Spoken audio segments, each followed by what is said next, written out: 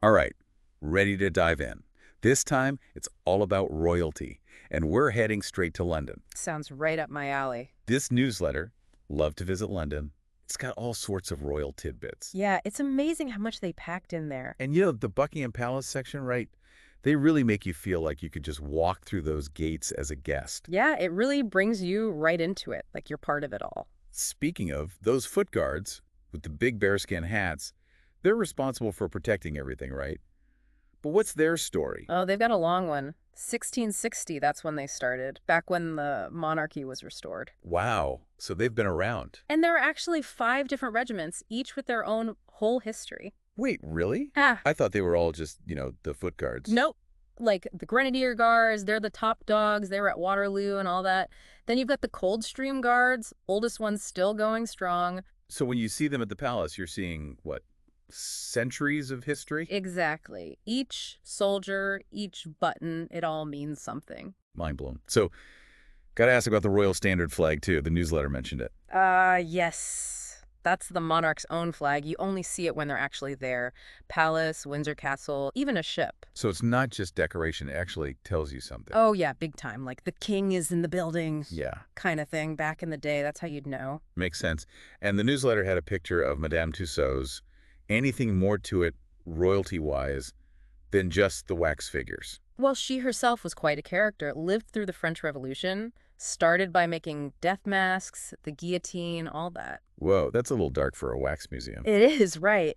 But then she moved on to famous people, royalty included, shows how people have always been fascinated by the powerful.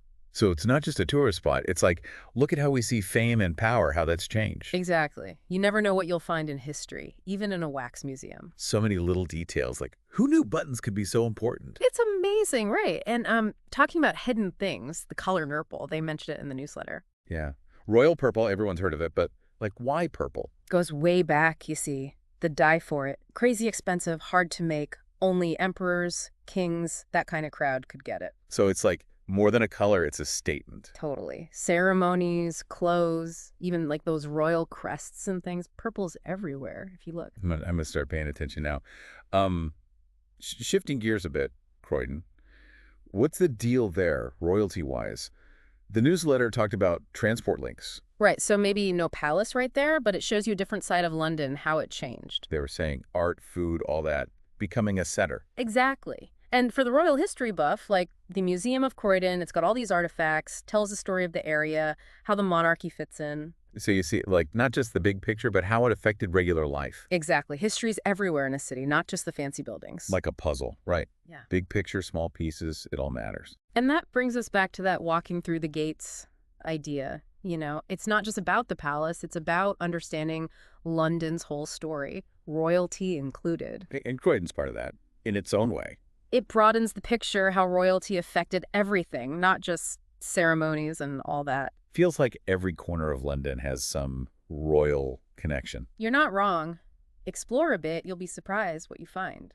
Wrapping up this royal deep dive, it's amazing how much is hidden just below the surface, not just the big sights. Yeah, those little things, the symbols, the stories, that's where it gets really interesting. Like that whole idea, walk through the gates, join royalty. It just makes you want to connect with it all, even if we can't time travel. Right, and we've seen so many ways to do that, like changing of the guard, that's tradition right there, Kensington Palace, you can almost feel them there. And then Croydon, showing how royalty affected regular folks, not just the palace life. It's like we zoomed in, zoomed out, got the whole picture. Makes this deep dive so cool, We went beyond the tourist stuff, found those hidden gems, the royal connections. It's all about understanding London better, the whole story. History isn't just in books, it's all around us. Exactly. You just got to look, be curious, and it all comes alive. So to everyone listening, keep exploring, keep asking questions, find those hidden bits that make history real wherever you are. Because history, it's not just names and dates, it's part of us, And there's always more to discover. Until next time, keep digging, keep learning, and we'll see you on our next deep dive.